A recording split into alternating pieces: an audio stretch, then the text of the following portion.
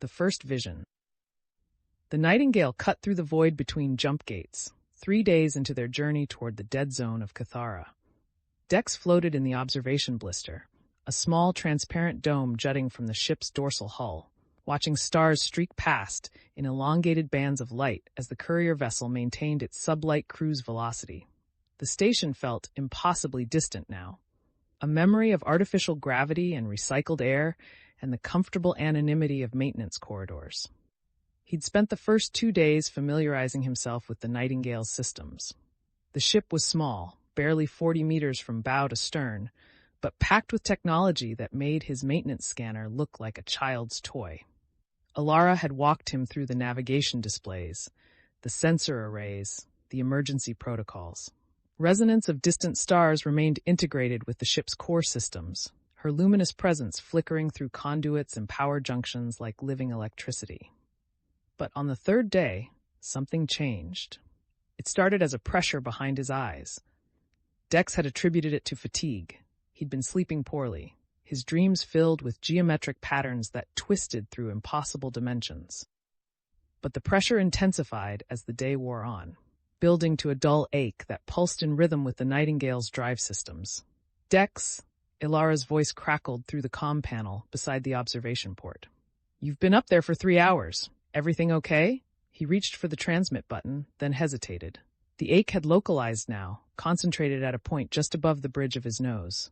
Not painful exactly, but insistent, demanding attention. "Yeah," he said finally, just thinking. A pause. Then, "Come down to the galley. Resonance wants to discuss the approach vector for the next jump gate." "On my way." Dex pulled himself toward the access hatch, using the handholds welded to the blister's frame. The Nightingale maintained minimal gravity outside the crew quarters, enough to keep loose objects from drifting, but not enough to feel truly grounded. He'd adapted quickly, his maintenance work having prepared him for zero-G maneuvering in the station's outer sections. The galley occupied a cramped space amidships, barely large enough for 2 people to stand without touching. Alara sat at the fold-down table, datapad in hand, her dark hair pulled back in a practical bun.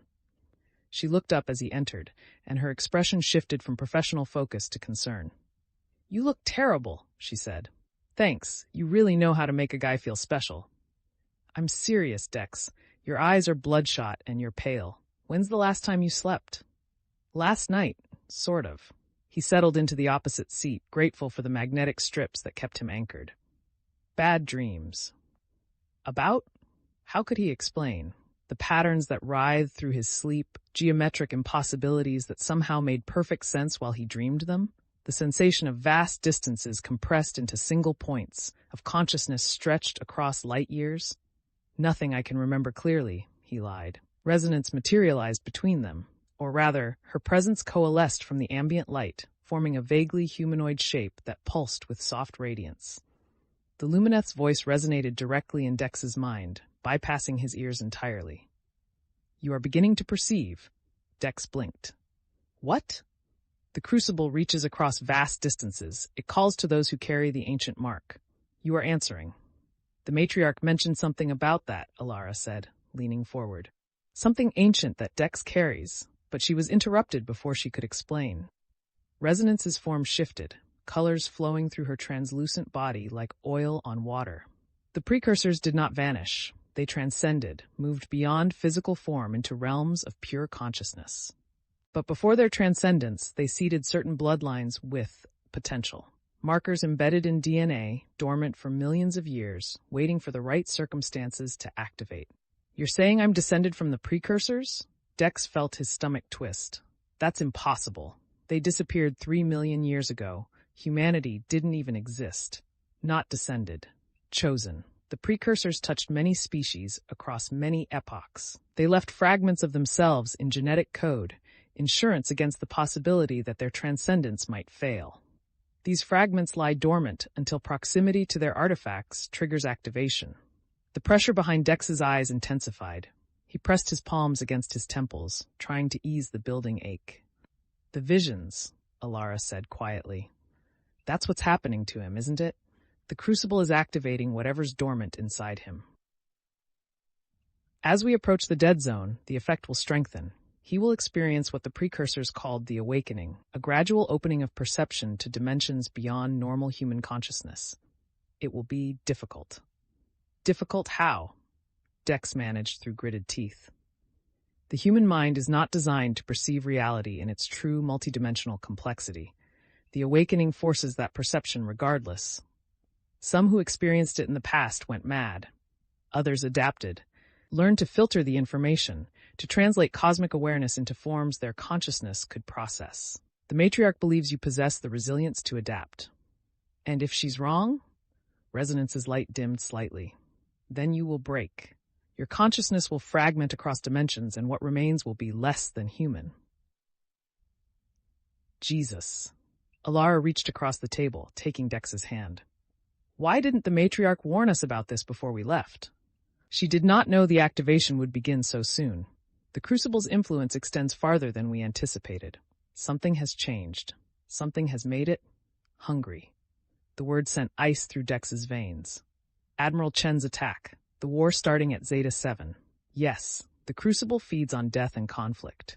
53 Critharium civilians were only the beginning. By now, the war has spread. Humanity's fleet engages Critharium forces across 3 systems. The Thrin have mobilized their warrior clans in response to perceived aggression. The Vexians have sealed their borders. The entire galaxy teeters on the edge of total war. And with each death, each act of violence, the Crucible grows stronger. Dex felt the pressure spike suddenly, a lance of pain that drove through his skull like a spike. He gasped, doubling over, and the galley disappeared. He stood in a vast chamber carved from living stone. No, not stone. Something crystalline, faceted surfaces reflecting light that came from everywhere and nowhere. The geometry was wrong. Angles that shouldn't exist, creating spaces larger on the inside than their exterior dimensions suggested. And in the center of the chamber, suspended in a web of crackling energy, hung a sphere of absolute darkness. The cosmic crucible. Dex knew it with certainty that bypassed rational thought. This was what they sought. This was what the conspiracy wanted. This was what the precursors had hidden. The sphere pulsed, and with each pulse, Dex felt the weight of civilizations. He actually saw the deaths at Zeta 7. 53 Critharium, their chitinous bodies torn apart by human weapons. He felt their terror, their confusion, their final moments of consciousness as life fled. He saw more. Thrin warriors dying in border skirmishes, their honor songs cut short. Vexian merchants executed as spies, their forearms bound. Human soldiers burning in the wreckage of destroyed ships, their screams echoing across the void. Thousands dead already, tens of thousands within days, millions soon. And with each death, the Crucible fed, grew stronger, reached deeper into reality itself. Do you see?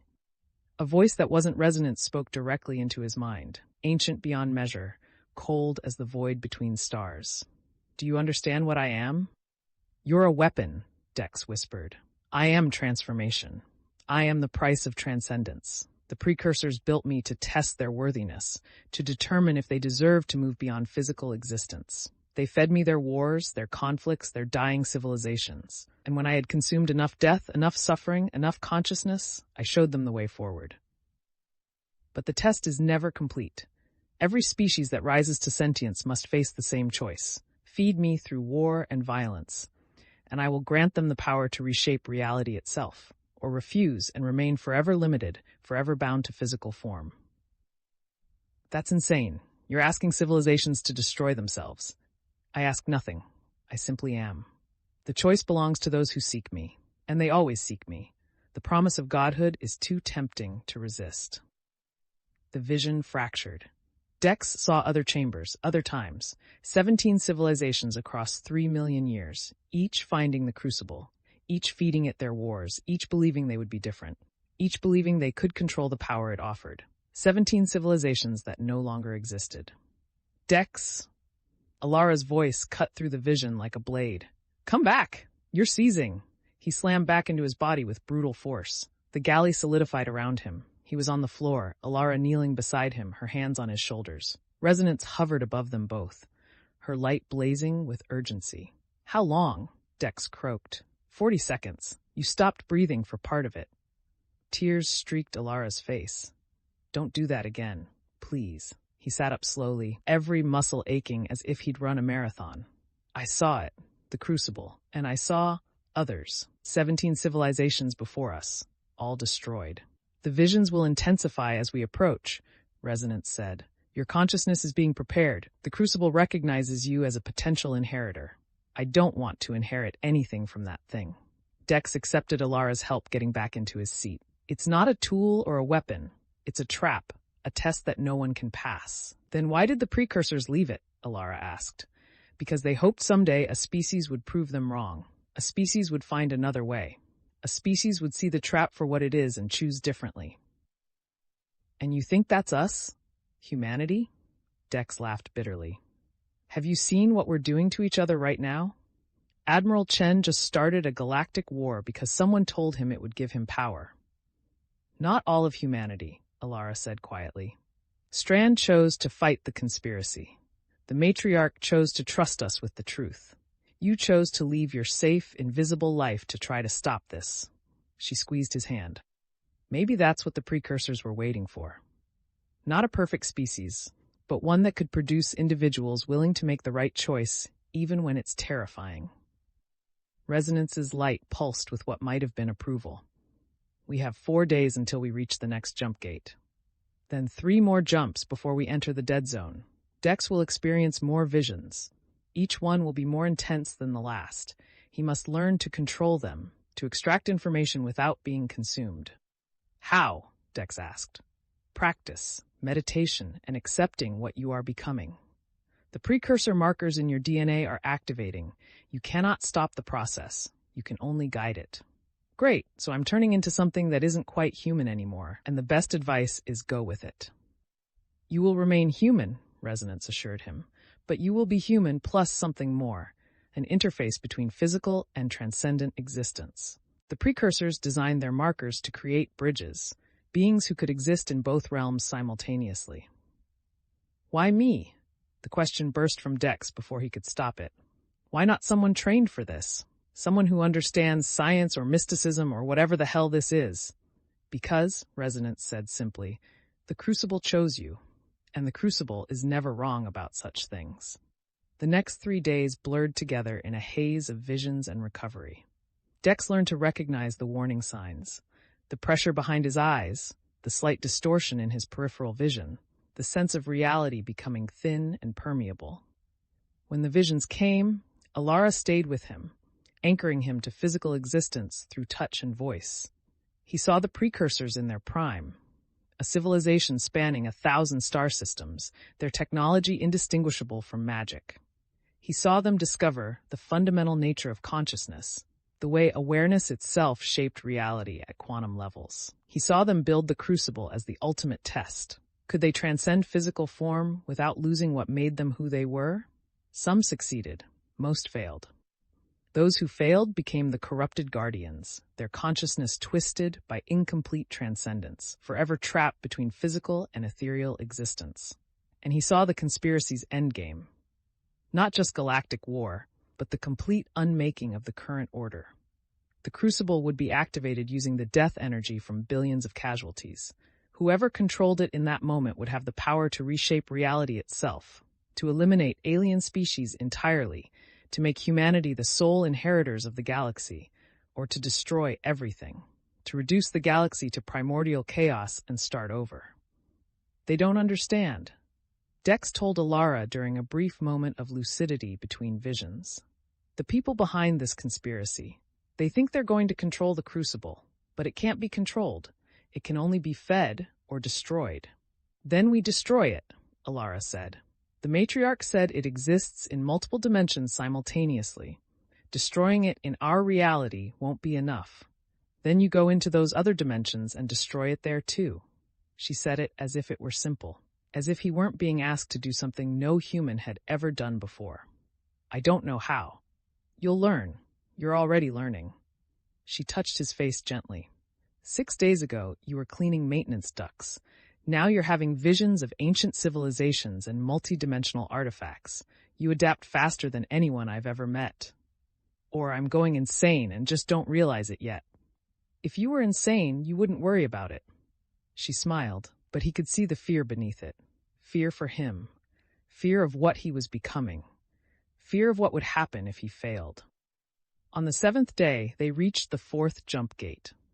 Alara piloted them through, the Nightingale shuddering as it transitioned between normal space and the artificial wormhole. Dex felt the jump differently than before, felt the way space folded around them, the way the ship moved through dimensions that had no names in human languages. When they emerged, the stars looked wrong. Not wrong in any way he could quantify. The positions were correct according to the navigation charts. The spectral signatures matched known catalogs, but something about the light itself seemed hungry. "We're in the outer regions now," Resonance announced. 2 more jumps, and we enter the dead zone proper. The Crucible's influence is strong here.